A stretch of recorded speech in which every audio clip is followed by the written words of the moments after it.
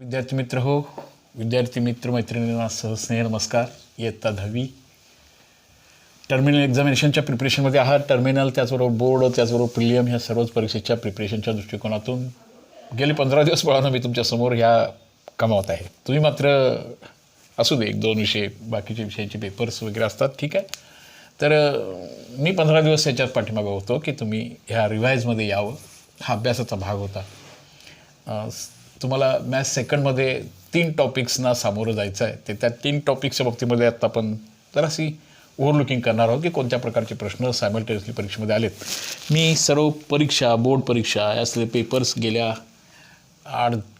15 दिवसामध्ये जवळजवळ 8 लेक्चर्स मी ह्या सामायिक परीक्षेच्या तयारीसाठी बोर्ड परीक्षा, सामायिक परीक्षेतील सर्व प्रश्न पाठवलेले आहेत.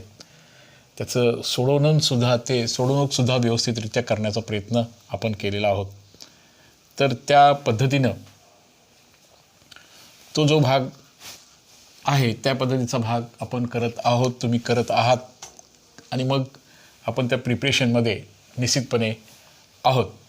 तर उद्याची terminal examination topic number 1 similarity समरूपता नावाचा भाग होता. त्याच्या पहिल्या भागामध्ये 2 त्रिकोण होते आणि दोन त्रिकोणाच्या क्षेत्रफळाच्या गुणोत्तराबद्दलचे कन्सेप्ट्स होते. 2 त्रिकोणाचं क्षेत्रफळाचं गुणोत्तर हे नेमकं कसं राहतं. तर हा बेस असेल, ही त्याची हाईट असेल, हे B1 B2 आणि हे H1 H2 असेल. तर अशा वेळेला ह्याच्या सेल्फ स्टडीमध्ये अशा 2 ट्रायंगलचा एरिया काढत असताना मला ट्रायंगल 1 आणि ट्रायंगल 2चा एरिया विचारात घेत असताना ह्याचं B1 आणि H1 आणि B2 आणि H2 हे घ्यायचं असतं. ह्या प्रकारचे आलेले प्रश्न हे असं घ्यायचं असतं पाया आणि उंचीच्या. मग त्याच्यानंतर आपण सिमिलॅरिटीकडे जाणार आहोत. आता सहज सोपा प्रश्न की तुम्ही कॉमन सेन्स असं असायला पाहिजे होतं. हे तयार झालं तर कुठनं बघा बरं, 1/2 base into height, 1/2 base into height. इथं 1/2 बेस इंटू हाईट आणि 1/2 बेस इंटू हाईट होतं आणि 1/2 कॅन्सल झालं होतं. तसं समजा की पायासारखं असेल तर उंची कॅन्सल उंची पायासारखं असेल तर फक्त उंची राहिली असती, उंची असेल तर फक्त पाया शिल्लक राहिला असता. याच्यावरचा एक सोपा प्रश्न असा आलेला आहे बघा पेपरमध्ये, बोर्ड परीक्षेमध्ये. 4-8 find the ratio of this 2 triangle. आता इथं 2 ट्रायंगलचा एरिया काढत असताना, 2 त्रिकोणाच्या क्षेत्रफळाचं एरिया काढत असताना तुमचं असं सहज ऑब्झर्वेशन असं हवं होतं की या दोन्हीचा बेस सारखा आहे, म्हणजे फक्त हाईट राहणार आहे. ही हाईट ही परपेंडिक्युलर डिस्टन्स आहे 4/8. हे यावर आधारित आपण पहिला अभ्यास पूर्ण केला होता. 4/8 दॅट इज इक्वल टू 1/2. याच्यावरची भरपूर गणितं, याचं टेस्ट, याच्यानंतर आलेलं BPT थेरम बाळांनो पहिल्या काही तासांच्या मध्ये अतिशय सुंदर रीतीने तुमच्यासमोर मांडायचा प्रयत्न केला आहे. फार कमेंट्सही छान पद्धतीचा करताय, फार चांगल्या पद्धतीने रिप्लाय करताय.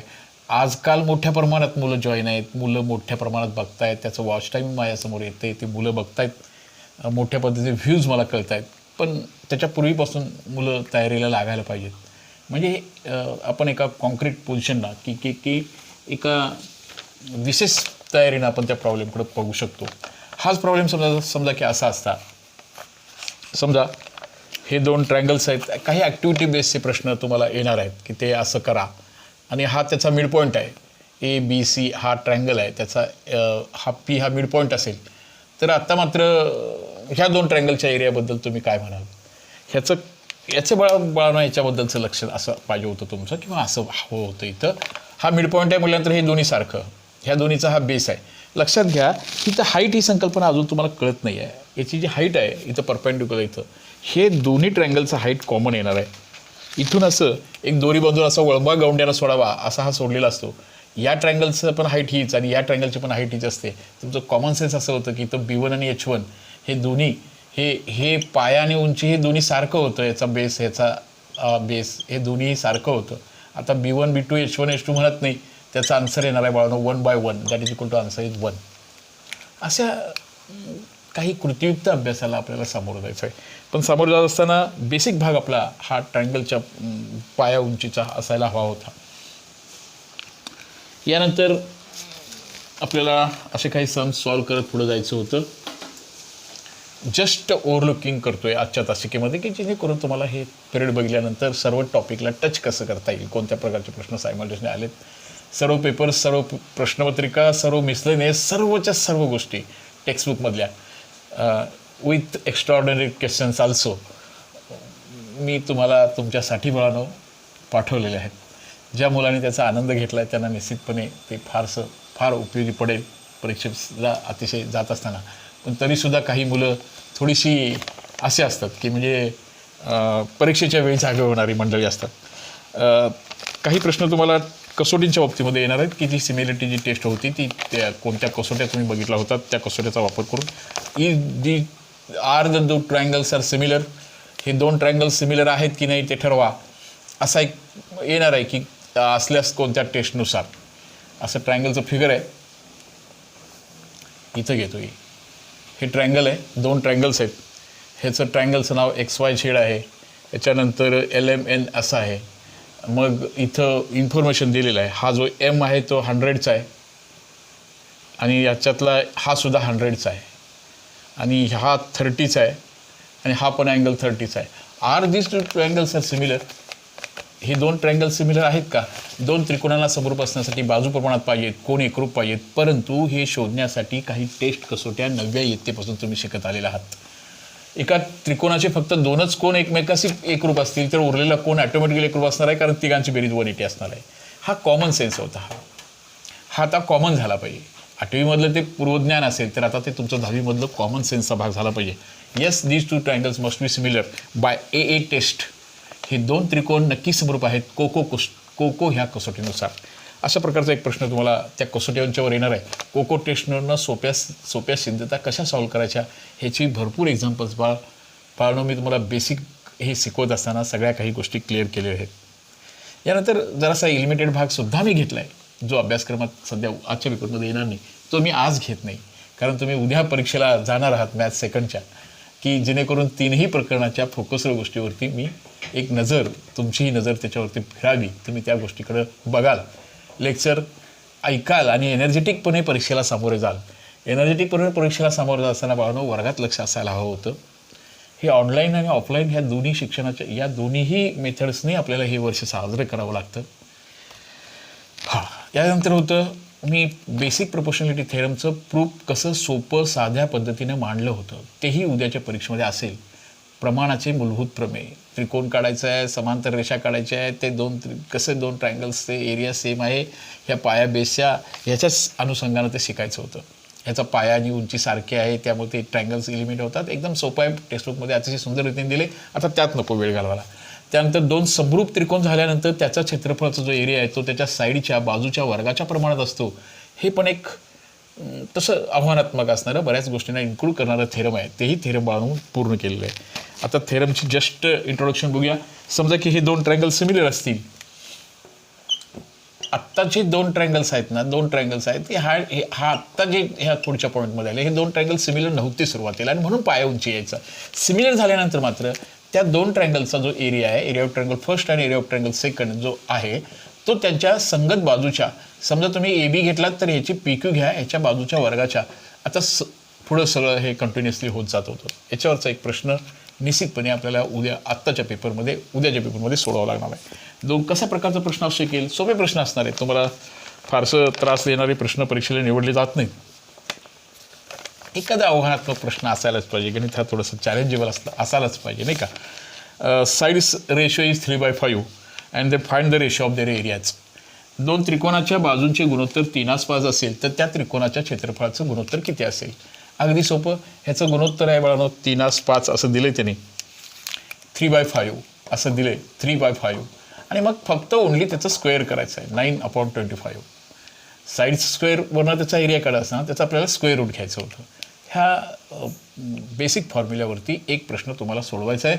दोन त्रिकोण समरूप असतात तेव्हा समरूप त्रिकोणाच्या क्षेत्रफळाचं गुणोत्तर बाजूच्या वर्गाच्या प्रमाणात का असतं याची सिद्धता बाळगणं, त्यासाठी पहिले काही लेक्चर्स अटेंड करायला पाहिजे होते. आता एवढ्या वेळेमध्ये नाही बसू शकत की म्हणजे तर प्रमेय मी पुन्हा ते एक्सप्लेन नाही करत आता, पण प्रमेय म्हणून महत्त्वाचं आहे, तुम्ही ते तयारीत असायला पाहिजे.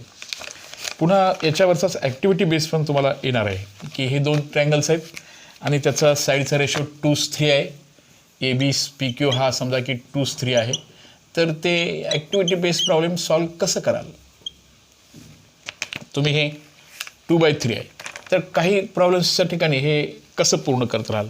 तर एरिया ऑफ ट्रायंगल ABC आहे, area of triangle ABC upon area of triangle PQR ह्या दोन ट्रायंगलचे क्षेत्रफळ आहेत, पण ते दोन्ही ट्रायंगल सिमिलर आहेत. त्याचा तुम्ही कशाच्या वर्गाशी लिहिणार? तर त्याची साईड्स वर्गाची इथे असं लिहिला तरी चाललं असतं. इथं समजा AB² दिले तर खाली कशाचा स्क्वेअर लिहिणार?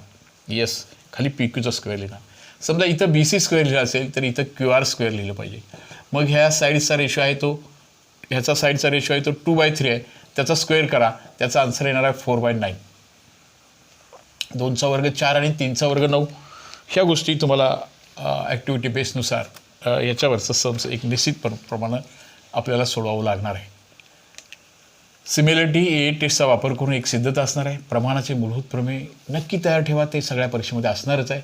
त्यानंतर समरूप त्रिकोणाच्या क्षेत्रफळाचं गुणोत्तर बाजूच्या वर्गाच्या प्रमाणात असतं. याच्यावरती सोपे सम्स आपल्याला ह्या पहिल्या धड्यामध्ये सॉल्व्ह करायचे आहेत. ओके बघा ना.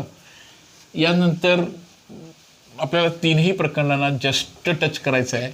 मी ह्या सगळ्या गोष्टी, सगळे उदाहरणं पहिल्यापासूनचे 8 ते 10 लेक्चर्स मी मॅथ्स सेकंडसाठी पेपर 6 माहीचा कसा असावा यासाठी पाठवलेले आहेत. तुम्ही आज जरासं ते बघायला हवं आहे. आज ते जरूरपणे बघा.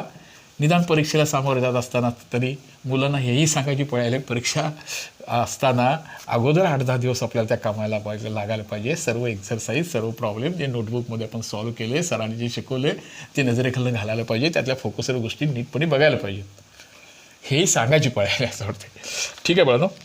त्यानंतर पायथागोरसमधले काही सम्स आपण बघणार आहोत. थोडेसे चॅलेंज पायथागोरसवरती थोडेसे चॅलेंजेबल असू शकतात थोडेसे, कारण ते बेसिक पायथागोरस आहे. त्यातला त्यात एक प्रश्न असा बघूया आपल्याला.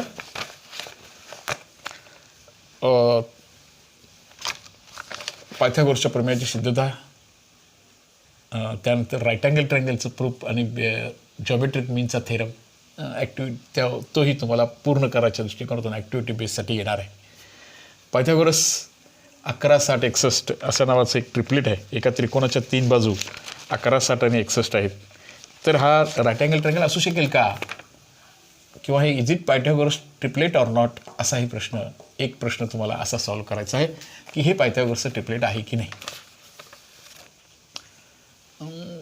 ठीक आहे, मोठ्या बाजूचा वर्ग करूया. 61चा वर्ग करा.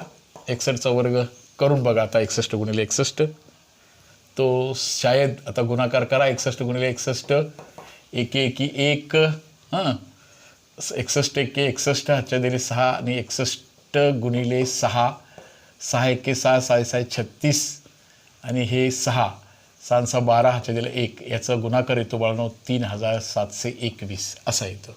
तो करायला पाहिजे. नंतर उरलेल्या 2 बाजूंच्या वर्गांची बेरीज तपासून बघूया. 60चा पण वर्ग करूया आणि 11चा वर्ग करूया. 11चा वर्ग बाळांनो तुम्हाला सर्वांना पाठ असेल, तो बघितल्याबरोबर लक्षात येईल. 11चा वर्ग 1 to 1. पण लक्षात घ्या, 11चा वर्ग 1 2 1 आहे, तर 111चा वर्ग किती असणार आहे? तो 1 2 3 2 1 असणार आहे. करून बघा. 1 पासून 2 कडे जायचं, इथं 2 वेळा आहे म्हणून 2 वेळा असं असणार आहे. आणि 60चा वर्ग 36 6चा वर्ग ह्याची बेरीज केला तर ते 37 21 येते. इथं लहान बाजूंचा वर्गाची बेरीज ही मोठ्या म्हणजे 11चा वर्ग आणि 60चा वर्ग या मोठ्या बाजूच्या वर्गा इतक्या आहे. म्हणजे पायथागोरसांचं जे मत होतं मोठ्या बाजूचा वर्ग म्हणजे हा कर्ण असला पाहिजे आणि म्हणून हा काटकोन त्रिकोण असला पाहिजे. आलं लक्षात बघा ना. तर ह्या पायथागोरसच्या ट्रिपलेटवरती सोपे सम्स तुम्ही सॉल्व्ह केल्यानंतर जरासे स्ट्रॉंग प्रश्न जे आहेत की मुलांना शंका असू शकते, हेही गणित परीक्षेमध्ये असावं असं माझं मत आहे. तुम्ही जोपर्यंत त्या वेगळ्या अँगलनं त्या एक्झामिनेशनकडे बघत नाही तोपर्यंत त्याचं प्रिपरेशन करणं हे थोडंसं कसं होऊन जातं बघा. आता तुमच्या बुकमधला एक मुलांना कठीण वाटणारा प्रश्न कसा इझी प्रमाणात सॉल्व्ह करायचा त्याचं एक डिस्कशन आपण पायथागोरसच्या प्रमेयमध्ये करूया. पायथागोरस ट्रिपलेटमध्ये एक पायथागोरस ट्रिपलेट सांगायचा आहे. कोको कसोटीचा आधार घ्यायचा आहे तुम्हाला. आता नंतर ह्याच्यावरचं एक गणित तुम्हाला परीक्षेमध्ये असणार आहे, ते म्हणजे अगोदर पायथागोरस वरतीच सम सॉल्व्ह करून टाकूया. एक सोपं सम सांगतो तुम्हाला. 3 4 5 is it Pythagoras triplet? Yes, orally. 5चा वर्ग 25 3चा वर्ग. ह्याचं ॲप्लिकेशन तुम्ही शिकत असताना आज तुमच्या मनामध्ये असं यायला पाहिजे. समजा हे गणित तुम्हाला असं आलं, एक 2 इमारती आहेत आणि काही अपर्याय कारणास्तव या रस्त्यावरती ह्या शिडी लावून त्यांना त्या ह्याच्यामध्ये त्या इमारतीकडं अशी एक शिडी लावायची आहे, लॅडर अशी लावायची आहे आणि एकदा तिथंच टोक ठेवून पुन्हा ती लॅडर या बाजूला लावायची अशी. आणि मग ही समजा की ही लॅडर आहे ती कॉन्स्टंट लेंथची आहे, सेम लेंथची ही लॅडर आहे. त्याची लेंथ आहे ती 5 आहे, ही 5 आहे आणि हे 4 वर पोचतं. इथं राईट अँगल असणार, इथं राईट अँगल असणार, कारण त्याशिवाय इमारत उभाच राहणार नाही. आणि हे जे आहे ना डिस्टन्स हे आणि हे लक्षात आलं का बघा, हा काटकोन त्रिकोण असल्यामुळं. आणि हे इथं पोचतंय ना, हे इथं टोक पोचतं, हे 3 वर पोचतंय, जरा खाली पोचतंय असं. तर ह्या रस्त्याची रुंदी किती असेल, हे त्याचं ॲप्लिकेशन झालं छान बघा. आता पायथागोरसमध्ये काटकोन त्रिकोणाची एक बाजू 5 असेल आणि एक बाजू 4 असेल तर उरलेली बाजू 3 येणार. ह्याच्यावर बाळांनो तुम्हाला पूर्ण विश्वास असला पाहिजे. म्हणजे एक्स वर्ग अधिक 4चा वर्ग बरोबर 5चा वर्ग, एक्स वर्ग बरोबर 25 वजा 16 म्हणजे 9 आणि त्याचं वर्गमूळ 3 येणार. आता हे सोडत असताना काटकोन त्रिकोणाचा कर्ण 5 आहे. आता वायची किंमत काय असताना वायचा वर्ग अधिक 3चा वर्ग बरोबर 5चा वर्ग. हे गणित तुम्ही जेव्हा सोडवाल तेव्हा ह्याचं उत्तर 4 येणार, कारण 25 वजा 9 16, 16चं वर्गमूळ येणार बाळांनो 4. म्हणजे ह्याची किंमत 3 येणार आणि ह्याची किंमत 4 येणार. म्हणजे रस्त्याची रुंदी होणार आहे ही 7 मीटर होणार आहे. हेच सम तुमच्या एक्झामिनेशनमध्ये असं आलं आहे की जेव्हा ते हे गणितामध्ये मात्र फक्त कुशागर मुलंच त्या गणिताकडे बघतील, फक्त कुशागर मुलं. बाकीचे आता कुठलं गणित आहे त्या बुकमध्ये तुमच्या गणित आहे बघा, की रस्त्याची रुंदी जी आहे बुकमध्ये असणारं गणित कसं आहे बघा जरासं. आणि हेही परीक्षेमध्ये थोडंसं हे गणित समजलं असेल तुम्हाला, तर हे गणित परीक्षेमध्ये यायला पाहिजे तुम्हाला, नाही का. कोणतं पायथागोरसमध्ये जे गणित आहे की तुम्हाला सगळ्यांना हे बघा, 2 walls of the building on either side of the street is parallel to each other. The ladder length is 5.8 meter. Placed at the one point, the top reaches to the window building at 4 and second turning at its 4.2. Find the width of street. 3 figure महत्त्वाच्या. हेच गणित फक्त थोडंसं बदलायचं आहे. आता काय करायचं सांगा बरं. इथं घ्यायचं आहे लॅडर, जी शिडी आहे ना, शिडीची लांबी किती घ्यायची आहे बघा बरं, 5.8. ही लॅडर आहे, ही 5.8ची आहे, ही 5.8ची आहे. त्याच्यानंतर त्याचं जे वरचं टोक पोचतंय ते पहिलं 4 वर पोचतं. इथं 4.2 वर घेतो आणि इथं 4 घेतो. आता याची रस्त्याची रुंदी किती येईल. कॉमन सेन्सचा जर तुम्ही विचार केलात, पायथागोरसचं ॲप्लिकेशन तर आहेच आहे. लक्षात आलं का. हे 5 असेल आणि हे 4 असेल तेव्हा 3 येते. हे 5 आहे आणि 4.2 आहे, म्हणजे हे किती येणार सगळ्या की निश्चित 4 येणार. बघा सॉल्व करून 5.8चा वर्ग 4. तो थोडा गुणाकार करायला पाहिजे तुम्हाला. हे केलात तर ह्याचं उत्तर किती येणार आहे बाळांनो, ह्याचं उत्तर येणार आहे आता 4 येणार आहे पायथागोरस याचं. आणि ह्याचं उत्तर किती येणार आहे बघा, हे 4 आहे, हे आहे 5.8 कॉन्स्टंट आहे, त्यामुळे हे 4.2 येणार आहे. ह्याचं उत्तर होणार आहे 4 अधिक 4.2 म्हणजे 8.2 एवढी त्या रस्त्याची रुंदी असणार आहे. किती मोठा प्रश्न होता, पण किती सहजतेने आपल्याला सॉल्व करता येईल. तुम्ही हे करून बघितलात 5.8चा वर्ग, म्हणजे हे जर गणित तुम्ही सॉल्व केलं 5.8 square 5.8 square is equal to x square plus 4.2 square. हे पॉईंटचं टेन्शन काढून टाका, फक्त गुणाकार करा आणि तुम्हाला त्याचं उत्तर मिळेल. 42 गुणिले 42 पॉईंटचं गुणाकार केलात तर तुम्हाला त्याचं उत्तर हे बरोबर ह्याची वजाबाकी केलात ह्याची 5.8चा वर्ग आणि 4 ह्याचं 5.8चा वर्ग वजा 4.2चा वर्ग बरोबर एक्स वर्ग. मी हे गणित असं सोडवेन, मी गणित सोडवायला म्हटलात तुम्ही तर हे असं सोडवेन की हे गणितातल्या हुशार मुलांचं लक्षण आहे. A minus B is equal to A plus B, याचंसुद्धा सध्या प्रॅक्टिस नाही आहे. ए प्लस बी असं सॉल्व करेन मी. हे बघा म्हणजे 5.8 प्लस 4.2 एकदा घ्यायचं आणि 5.8 मायनस 4.2 एकदा घ्यायचं, that is equal to x square. ह्याचे ए प्लस बीचे. ह्याचं बघा 4 आणि 5 9 10 झालं. ह्याचं बघा किती राहिलं बरं 6 आणि ह्याचं राहिलं बघा 1 पॉईंट, ह्याचं 10 आणि हे 1 पॉईंट किती झाले बघा 4, यांची वजाबाकी आली 1.6. ह्याचा गुणाकार केलात तुम्ही 1.6 आणि 10चा तर x square is equal to झालं बघा 16, एक्स बरोबर 4. किती सोपं आहे गणित, सोपंच आहे ना. बघा मी हे प्रॉब्लेम कसं सॉल्व केलं बघा. हे तसं 4 येणार की पुढचंही 4.2 येणार आहे. परत आणखीन एकदा सांगतो की हे किती इझी झालं असतं. हे असं सॉल्व करायला शिका. स्क्वेअरची भानगड पण फारशी डोक्यात नको ठेवायला.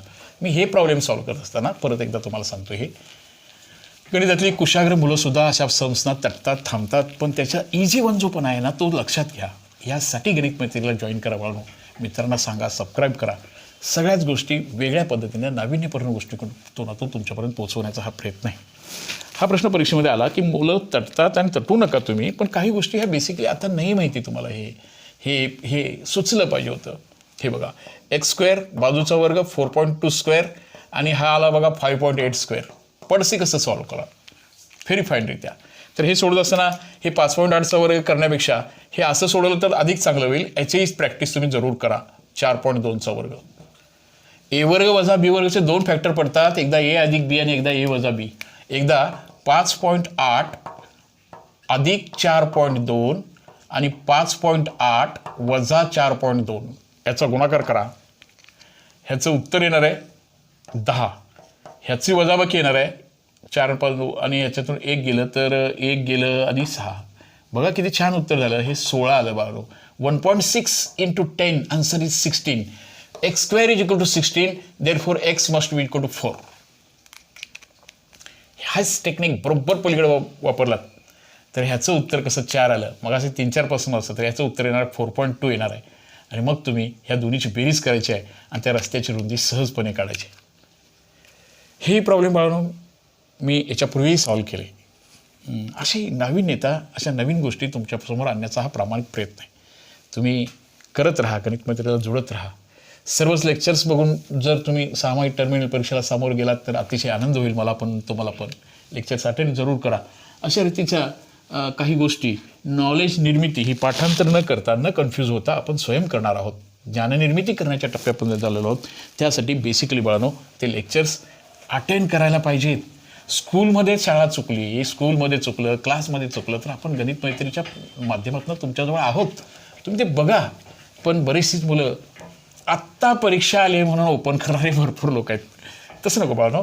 हा बेसिक भाग आपण पूर्ण करत आलो आहे. त्यासाठी गणित मैत्रीला जुडे राहत आहात, जोडत आहात, मित्रांना सांगत आहात, त्याबद्दल तुम्हाला लाख लाख शुभेच्छा. अशा काही गोष्टी, नाविन्यपूर्ण गोष्टी आपल्याला त्यामध्ये आणण्याचा प्रयत्न मी केलेला आहे जेणेकरून तुमचा कॉन्फिडन्स निश्चितपणे वाढेल. हाही प्रश्न परीक्षेमध्ये असावा असं माझं मत आहे. असतोच मोस्टली परीक्षेमध्ये. एक काटकोन त्रिकोण आहे म्हणजे राईट अँगल म्हणजे पायथागोरस वाटलं, पण सेकंड काटकोन त्रिकोण आला की त्याचं ॲप्लिकेशन सुरू झालं. ही एक फिगर आहे ABCD नावाची आणि हे 4 आहे आणि हे 9 आहे. Find the value of BD. इथं मात्र पायथागोरसचं ॲप्लिकेशन सुरू होतं. पायथागोरसच्या पुढचं पायथागोरस आणि कॉम्बिनेशन ऑफ द पायथागोरस आपण शिकलोय ते सिमिलरिटीवरनं शिकलो. या सिमिलरिटीमध्ये आणखीन एक प्रॉब्लेम तयार होतं. काटकोन त्रिकोणात कर्णावर टाकलेला सूर्यलंब हा कर्णाच्या दोन्ही तुकड्याचा भूमितीमध्ये असतो. हा जो सूर्यलंब आहे, कर्णावर टाकलेला जो सूर्यलंब आहे त्याचा वर्ग भूमितीमध्ये ही संकल्पना 9वीमध्ये अतिशय चांगल्या रीतीने समजायला पाहिजे होती. ABC ह्या 3 संख्यांच्या बाबतीमध्ये बीला भूमितीमध्ये म्हणतात. B वर्ग बरोबर AC असतं तेव्हा, A गुणिले C असतं तेव्हा. BDचा वर्ग बरोबर AD गुणिले DC हे घ्यायचं आहे आणि याला जॉमेट्रिक मीन थेरम म्हणायचं आहे. भूमितीमध्याचा गुंधळ म्हणायचा आहे. ही संकल्पना तुमच्या मनात पेपर सोडत असताना निर्माण होण्यासाठी अशा सम्सना पहिल्यापासूनच्या 3.2.1, 2.2, 2.3 मध्ये सगळे सम सोडवलेत. ते एकदा नजरेखालनं घातला असतात तर ते क्लिक बरोबर होतं. ते आपल्या लक्षामध्ये पडशी येऊन जातं. AD is equal to 4, 9 that is equal to 36 आणि मग त्याचं हा एक्स स्क्वेअर असं समजूया. एक्स इज इक्वल टू 6 हा भूमितीमध्याचा थेरम. आता ह्यात कोणताही नंबर जरी वेगळा आला तरी तुम्हाला ते प्रॉब्लेम व्यवस्थितरित्या सॉल्व्ह करता येईल असा भाग आहे. पेपरला जात असताना बाळांनो हे फिगर आल्यानंतर मी कसं मांडेन, BDचा वर्ग बरोबर AD गुणिले DC मांडेल याचा प्रॅक्टिस असायला पाहिजे. तर परीक्षेमध्ये तुम्हाला हे ताट मानेनं लिहिता येतं. नाहीतर कन्फ्यूज होतं. भूमितीमध्याचं थेरम नेमकं कुठं वापरायचं आहे, कोणती फिगर असल्यावर ते वापरायचं आहे. मॅथ्स सेकंड फिगर आणि त्याच्याबद्दलचं मत कसं मांडायचं असं स्टडी करायचं असतं. एखादी फिगर आल्यानंतर त्या फिगरच्या बाबतीमध्ये मला माझं मत कसं, ओपिनियन माझं कसं व्यक्त व्हायचं आहे इकडे लक्ष असायला पाहिजे. आता समजा की हाही प्रश्न परीक्षेमध्ये तुम्हाला येणार आहे, पण तुमचं बेसिकली त्या गोष्टीकडं हे लक्ष असायला पाहिजे. काटकोन त्रिकोणात कर्णावर टाकलेला सूर्यलंब हा सुचला पाहिजे. सूर्यलंब हा भूमितीमध्ये असतो ही संकल्पना जशी होती. समजा की हा दोन्ही गोष्टीकडं नीटचं स्टडी कसं असायला पाहिजे. तुमच्या विविध फिगर्सना तुम्ही बघणार आहात आणि त्या फिगर्सला स्वतःची मतं मांडणार आहात. फिगर समजा थोडीशी अशी आली, ह्या दोनचा डिफरन्स जेव्हा लक्षात येईल जेव्हा तुम्ही सेल्फ स्टडी करता. मी काय सांगतोय, टीचर्स काय सांगतात, पुस्तकात काय लिहिलं यापेक्षा तुम्ही सेल्फ स्टडी नेमकी कशी करता हा भाग तिथला महत्त्वाचा असतो. मी एक भाग इथं सांगतो असा. समजा की हे असं आहे, हा काटकोन त्रिकोण आहे. थोडासा चुकला माझा काटकोन त्रिकोण, सॉरी. तर असा हा राईट अँगल ट्रायंगल वाटला पाहिजे. हा राईट अँगल ट्रायंगल आहे. समजा की हा PQR नावाचा राईट अँगल ट्रायंगल आहे आणि त्याच्यामध्ये पुन्हा राईट अँगल ट्रायंगल आला PQRS. आता इथं हा जॉमेट्रिक मीन असतो कुणाचा, ह्याचा आणि ह्याचा. जॉमेट्रिक मीन x²=YZ. समजा एखादी फिगर तुम्हाला अशी आली, हे तुमचं स्टडी पाहिजे. हा त्यांचा मिड पॉईंट आहे असं जर सांगितलं, हा मिड पॉईंट आहे. इथं परपेंडिक्युलर वगैरे काय भानगड नाही आहे. आत्ता हे याचं मिड पॉईंट आहे आणि ह्याची काहीतरी किमती वगैरे दिलेत आणि तुम्ही सॉल्व द प्रॉब्लेम असं म्हणले. आता या फिगरकडे बघितल्यानंतर मीडियन जेव्हा येते तेव्हा आपल्याला कोणतं प्रमेय वापरायला पाहिजे? येस, कोणतं प्रमेय वापरलं पाहिजे सांगा?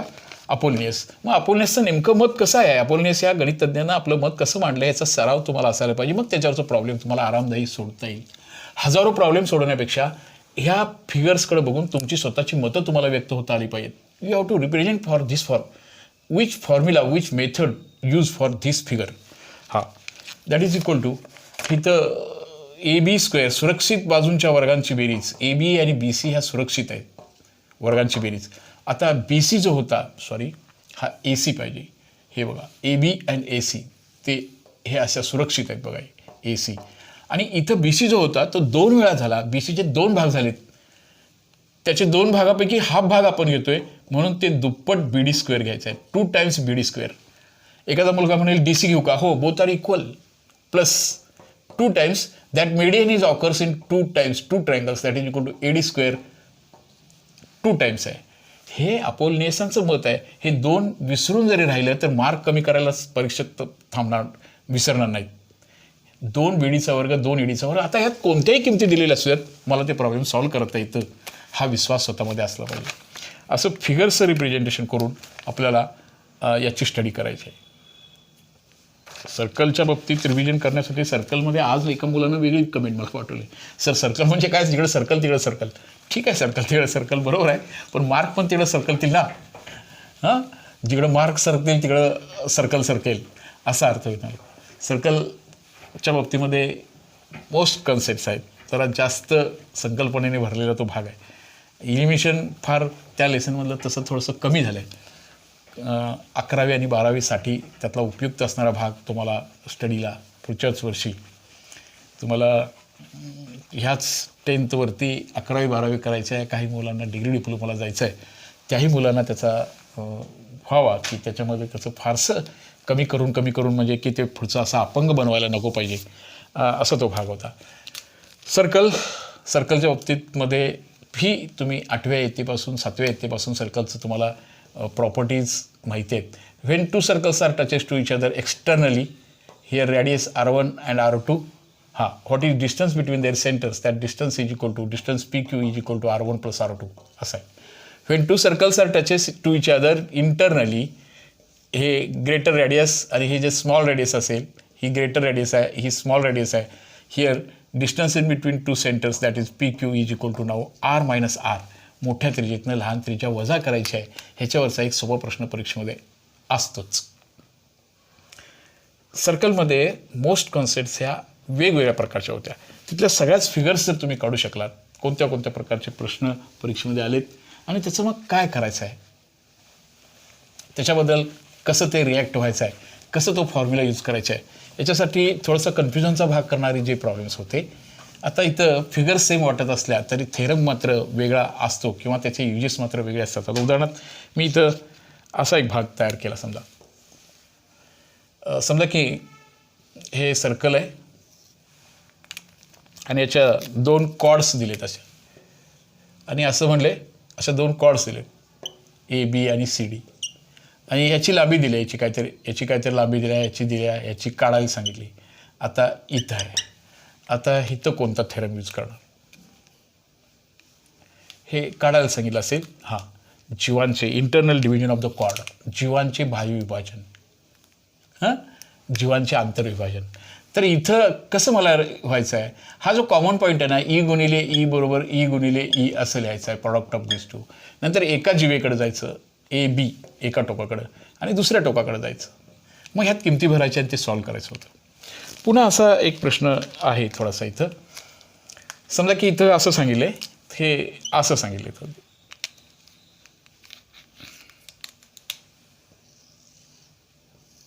असं आहे. आता ह्या दोन कॉर्ड्स आहेत. ह्या दोन chords they are mid to each other externally, PQRST असं आहे समजा. तर इथं पण काही किमती, ही किंमत दिल्या, ही किंमत दिल्या आणि ही किंमत काढायला सांगितली आहे. असं काहीतरी किमती दिलेत, ही किंमत दिलेली आहे आणि ही काढायला सांगितलं वगैरे वगैरे असा जर भाग असेल तर तेव्हा हे गणित कसं सॉल्व्ह करायचं, त्यासाठी बेसिक फॉर्म तुम्हाला माहिती असायला पाहिजे. इथं जीवांचे भाव विभाजन वापरत असताना संपूर्ण भाग PR इंटू ओनली एक्सटर्नल भाग QR इज इक्वल टू ह्याचा संपूर्ण भाग RT किंवा TR आणि ह्याचा बाह्यभाग SR. संपूर्ण भाग गुणिले बाह्यभाग बरोबर संपूर्ण भाग गुणिले बाह्यभाग असं वापरायचं आहे. जीवांचं आंतरविभाजन वापरत असताना कोणत्या दोनाचा गुणाकार हा कोणत्या दोनाच्या गुणाकार बरोबर लिहायचा आहे. एक्सटर्नल डिव्हिजन आपण टोटल इंटू आउटर असं घ्यायचं आहे. समजा हीच जीवा थोडीशी अपर्यायी कारणास्तव ही जीवा जी छेदिका होती ती अशी झाली. आता ही स्पर्शिका छेदिकेचं प्रमेय होतं आणि इथं PQR ती जी बेसिक संकल्पना होती ही संकल्पना बदलली नाही. संपूर्ण भाग गुणिले बाह्यभाग बरोबर संपूर्ण भाग गुणिले बाह्यभाग म्हणजे RS आणि RS चा गुणाकार झाला RS वर्ग total PR into only outer भाग. ओनली आउटर आहे, इंटरनल भाग तिथं नाही घ्यायचा. तो का घ्यायचा नाही ह्याचे काही प्रूफ्स पण आपल्याला होऊन गेले होते. सर्कल हा वेगवेगळ्या फिगर्सवरून ते प्रॉब्लेम्स आपल्याला कसे सॉल्व्ह करायचे आहेत याचं प्रॅक्टिस करून सर्कलच्या पेपरला जात असताना आपल्याला ह्या गोष्टी माहिती असायला पाहिजे. सर्कलच्या फिगर्स कशा आहेत, त्याची कोणती प्रॉपर्टी मला यूज करायची आहे, कसं ते लर्न आउट करायचं आहे, सर्कलला बाह्यविभाजन कसं वापरायचं आहे, आंतरविभाजन कसं वापरायचं आहे, स्पर्शिका छेदिकेचं प्रमेय कसं वापरायचं आहे, कोन आणि कंसामधले गुणधर्म कसे आहेत, सर्कलमध्ये प्रॉपर्टी थोड्याशा जास्ती असल्या तरी ते मनापासून एकदा वाचायचं आहे. पण हे सर्व सम्स सर्कलवरती विशेष जोर मी दिलेला आहे आणि सर्व सम्स माझी रिक्वेस्ट आहे. सामायिक परीक्षेला सामोरं जात असताना मी 8 ते 10 लेक्चर्स सामायिक परीक्षेसाठी प्रिपेअर केलेत. सगळ्या बोर्ड परीक्षेचे प्रश्न तुम्हाला पाठवलेत, सगळे प्रॉब्लेम्स आहेत 3 सॉल्व्ह केलेत, सर्व एक्झरसाईज सॉल्व्ह केलेत. फक्त तुम्हाला विनंती आहे ते पहिल्यापासूनचे लेक्चर्स अटेंड करत राहा. पेपर्स सोडवलेले बघा. काही पेपर्स पाठवले, काही पेपर्स सोडवून पाठवले, काही आव्हानात्मक प्रश्न जी मला बाहेरून मिळाली ते सगळे प्रश्न मी सोडवण्याचा प्रयत्न केला. मी तुम्हाला हार्टली रिक्वेस्ट करतोय की सर्व लेक्चर्स बघा आणि मग मॅथ्स सेकंडच्या पेपरला सामोरे जा.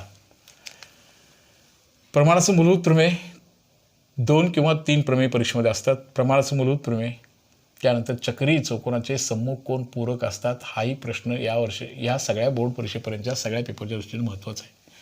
प्रमेयासाठी पाठांतर न करता त्याची सहजता लक्षात घ्या. एक प्रमेय आहे, पायथागोरस प्रमेयाची सिद्धता बघायची आहे.